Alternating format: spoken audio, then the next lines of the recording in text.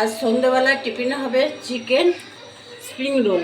এই দেখুন, তার জন্য চিকেনটা আমি ছোট ছোট করে কেটে নিয়েছি, তার সবজিগুলো কেটে নিয়েছি। আমি একটা ভেতরে স্পুরটা বানিয়ে নিচ্ছি, তারপরে দেখাচ্ছি। দেখুন, আমি স্প্রিং রোলটা বানানোর জন্য ভেতরের টপিংসটা বানানো হয়ে গেছে।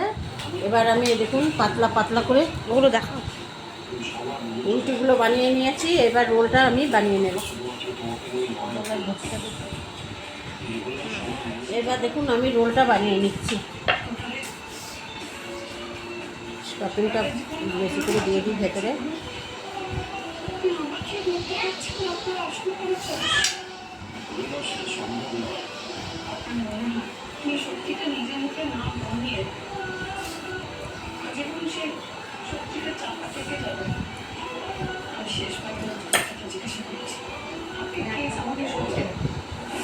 এরকম রোলটা বানিয়ে নিলাম। এরকম করে আমি সব রোলটা বানিয়ে নিলাম। এতগুলো রোল তৈরি হয়েছে।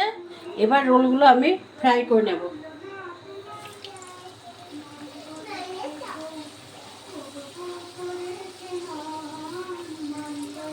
গ্যাসটা বাড়িয়ে ভাজা যাবে না।